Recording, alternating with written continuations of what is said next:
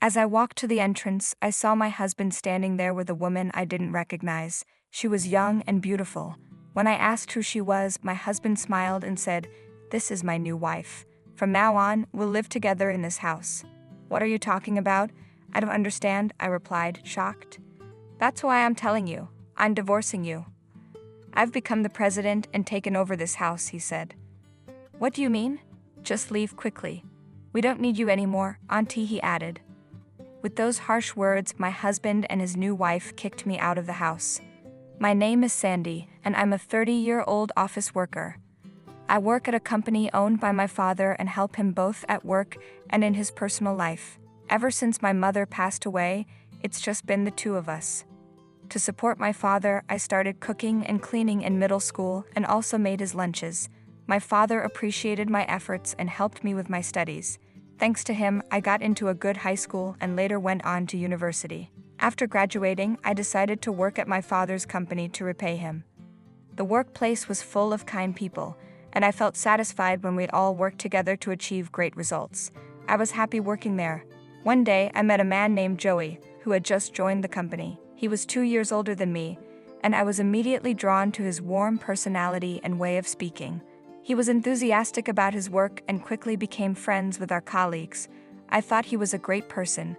At first, we were just colleagues, but after a year-end party, we started talking more personally, and soon we began going out to eat together. Although I was hesitant about romance at first, I found myself wanting to spend more time with him. I even started suggesting dates. We grew closer, and one day he confessed his feelings to me. We started dating. After we began dating, I became even more motivated at work. I was serious during work hours, but I also enjoyed spending time with him during lunch breaks and after work. He knew many fun places to go on dates and took me to restaurants I hadn't tried before, even though I'd worked in that town for a long time. Our relationship went well, and about a year after we started dating, we began talking about marriage. We even told my father about our plans. Joey nervously told my father, "I'm going out with Sandy, and we're considering marriage." I also shared our intentions, and my father was overjoyed. He gave us his blessing with a big smile. Feeling relieved with my father's approval, our relationship continued smoothly. About a year and a half after we started dating, Joey proposed to me. He handed me a ring and said, "Let's get married soon and reassure your father." I happily accepted his proposal and immediately told my father. My father was thrilled and exclaimed, "Oh, you're finally getting married." Afterward, we visited Joey's family home and I met his mother. I learned that Joey also grew up in a single-parent family. His mother had divorced his father when Joey was young because his father had an affair. After the divorce, Joey's mother returned to her parents' home and began studying for a national exam. After 2 years of hard work, she passed the bar exam and became a lawyer. She had once given up on her dream of becoming a lawyer, but after her husband's betrayal, she decided to surpass him and succeeded. Joey's mother was strict, and he warned me. My mother often scolded me, and honestly, it was tough. She might be strict with you too. Feeling nervous, I replied, "Okay, I understand." But I also admired Joey's mother for her accomplishments. Then, the day came when I met his mother for the first time. "Nice to meet you," I said. "I'm Sandy." When I greeted Joey's mother, I had a serious expression. She responded politely, "Nice to meet you, I'm Joey's mother." But I could feel the tension. "Please come in," she said, and I entered the house, realizing she was just as strict as Joey had described. During the marriage introduction, she asked me many questions and it felt like an interview. But in the end, she approved of our marriage. After that, Joey and I had our wedding and started our new life together. We enjoyed commuting and coming home together since we worked at the same company. People at work called us the ideal couple, which was a bit embarrassing but made me happy. On weekends, we went on drives or traveled together, creating many fun memories. Every day, I was truly glad I married him. However, there was one thing that concerned me, my mother-in-law. We regularly visited Joey's mother because she lived alone, and we felt it was important to check on her. But each time we visited, she would say harsh things to me. "Sandy, you need to believe in yourself more. You should be able to say no to things you don't like. If you can't handle difficult situations, you won't be able to cope when you're in trouble." "Yes, I understand," I would reply. Do you really understand what I'm saying? She would ask again. Yes, I do, I would say, trying to sound firm. Every visit to Joey's mother made me tense. Even when I was thinking about whether to focus on my family or continue working, she had strong opinions. Why would you quit your job after graduating from university? You can quit anytime, but you shouldn't quit lightly. You can manage household chores with some creativity, so don't quit your job. Hearing her say this made it hard for me to decide to quit. In fact, I was scared to tell her if I quit my job. I couldn't even imagine how much she would scold me. So I tried to balance work and household chores in my own way. Even though Joey would eventually take over the family business and I could have chosen to be a housewife, I decided to keep working, following her advice. It was very hard to stand up to Joey's mother. Even when I helped with household chores at her house, she often had harsh words for me. You need to assert yourself more. Standing your ground is important because the only person who can protect you is yourself. Her words often hurt me deeply, but Joey always comforted me. My mother is just as strict with herself as she is with others. That's why she has few friends. Don't take her words too much to heart, he would say, and his words brought me relief. After that, we started to visit Joey's mother less often. But another concern came up, my father's health. Every time I saw him, he looked tired. Are you okay? Do you feel unwell? I would ask, and although he would respond, no, I'm fine, it was clear he wasn't in good health. One day while at work, my father suddenly collapsed and was rushed to the hospital. Fortunately, his life wasn't in danger, but he was very weak, and the doctors advised us to live with him if possible, to monitor his condition. When I discussed this with Joey, he immediately agreed. We should live with your father and keep an eye on him since I'm worried about his health, Joey said. Thank you, Joey, I replied. At first, my father hesitated to live together, but after I strongly insisted that we should prioritize his health, he agreed. We moved into my childhood home to start our life together. Living together went smoothly, and Joey and my father built a good relationship. I felt comforted being able to live close to my father as he grew older. He became less active than before, and it was inevitable that he wouldn't always stay energetic. With age, there was a constant concern about sudden illness or a decline in his health. Then one day, something slightly worrying happened when I returned home from shopping. One day, I found Joey on the phone in our bedroom. He was saying, yeah, everything will be in our hands soon. Don't worry, everything is going according to plan. I was curious about what he was talking about, but I decided not to eavesdrop. I went to the kitchen to put away the groceries. After Joey finished his call, he came to me. Are you back already? He asked. Yes, I just got home. I didn't want to interrupt since you were on the phone, I replied. Did you hear that? Joey asked, looking a bit concerned. No, I definitely didn't listen, I said. Okay, he said, but he looked troubled. This made me feel anxious. Since we work at the same place, I doubted it was a work call. It might have been his mother, but he doesn't get along well with her, so that seemed unlikely. I couldn't help but wonder who he was talking to and what it was about. However, around that time my father's health got worse, and I had to focus on him. He couldn't walk anymore and needed care. Considering your father's condition, you should quit your job to take care of him. I'll be taking over the company, so you don't need to work anymore, Joey suggested. I started to agree, but then I remembered his mother's advice to keep working and stand strong on my own. Her words felt important now. No, let's hire a daytime helper, I decided. Joey looked surprised. I think the company would be unstable if my father were gone, even with you as the president. I want to support everyone at the company and also support you, I explained. I see, Joey said, though he looked a bit disappointed. Despite his concern, I felt that quitting my job wasn't the right choice, so I stuck to my decision.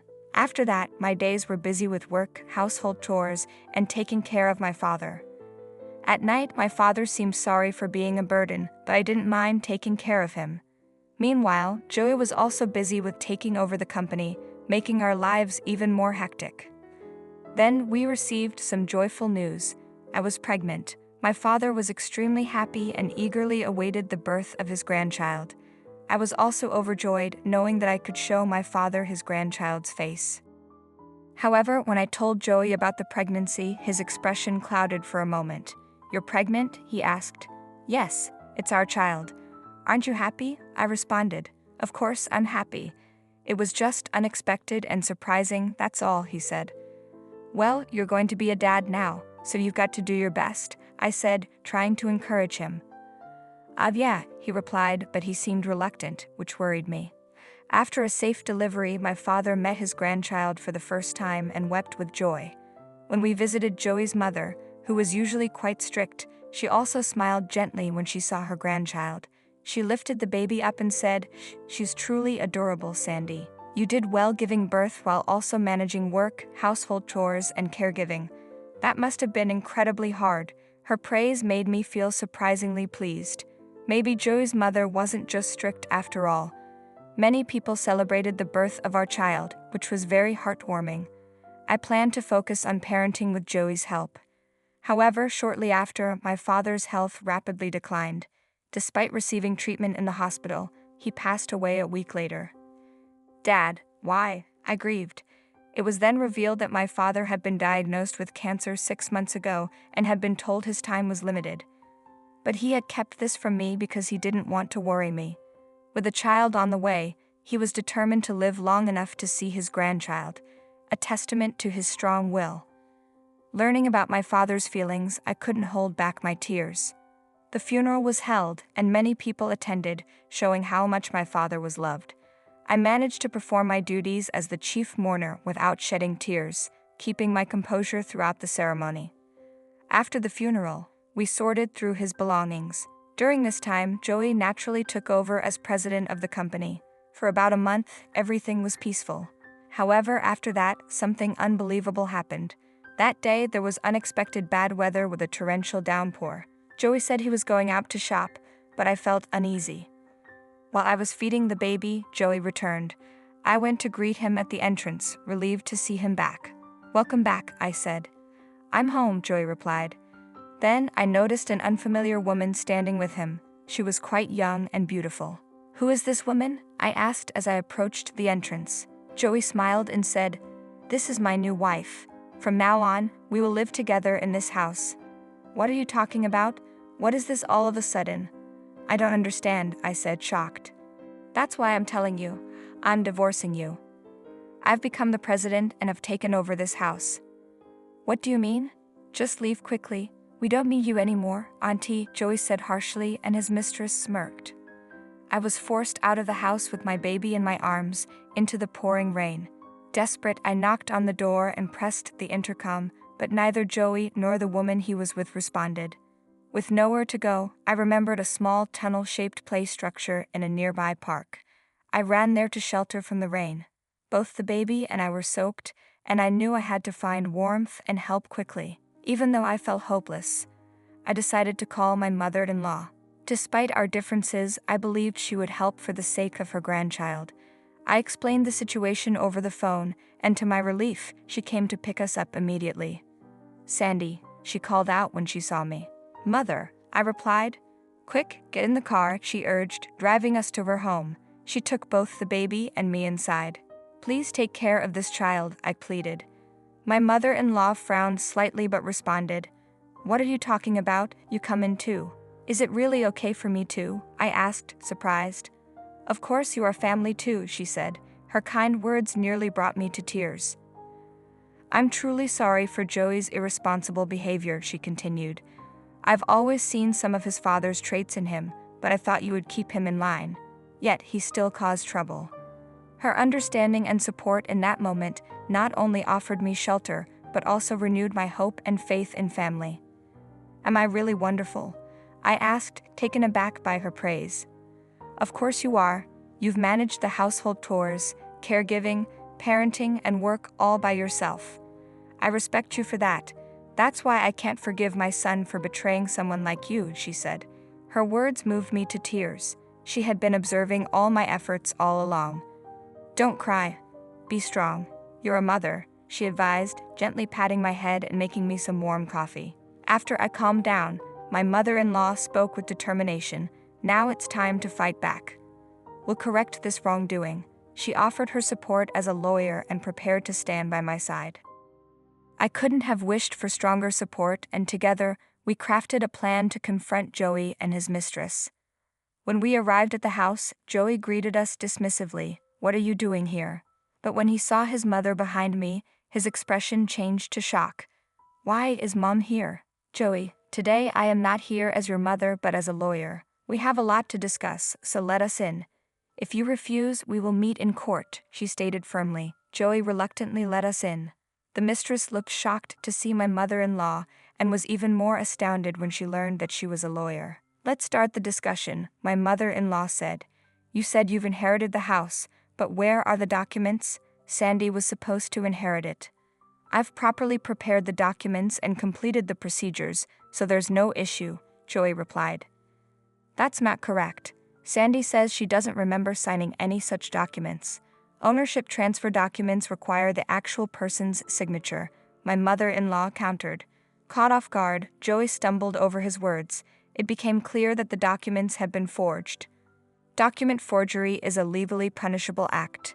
Do you understand what you've done? Ignorance won't save you," my mother-in-law continued. Joey started to sweat, and his panic became evident. The mistress also looked anxious. "Sandy signed it. She was just upset and forgot." Joey tried to defend himself. "No, I did not sign anything. A handwriting analysis will prove it. You forged the documents," I calmly replied. "Joey, stop this nonsense," my mother-in-law scolded, causing him to stagger. "Sorry, I had her forge it," he confessed. "This makes the evidence complete," my mother-in-law stated, indicating a voice recorder. Joey turned pale and fell silent. The mistress was also visibly shaken. "As Sandy's attorney, I demand that you divide the property and leave this house immediately," my mother-in-law declared. "Why are you supporting her, Mom?" Joey pleaded. "Sandy is a respectable person. Once she married you, she became part of my family, making her important to me too," my mother-in-law responded. "But I am your real son," he protested. "You have betrayed this family. From now on, I am severing ties with you. Don't show your face to us ever again," she said. Disheartened, Joey hung his head in shame. The mistress seemed petrified. After this confrontation, Joey and I divorced, and I was able to recover my father's estate. Joey lost his position at the company and was eventually forced to resign. He left the company almost as if he were fleeing. Afterward, I took over my father's company and became its president. My mother-in-law helped take care of the baby during the day. I never expected that someone I once found difficult would become such a significant support. I am truly grateful for her assistance. As for Joey, after leaving the company, he failed to secure a large house and the mistress abandoned him. Now, he's burdened with debt and child support payments, struggling to make ends meet through part-time jobs. As president, I am working hard to protect the livelihoods of our employees and care for my child. This challenging journey has reaffirmed the value of family and resilience, guiding me to lead both my family and the company toward a stable future.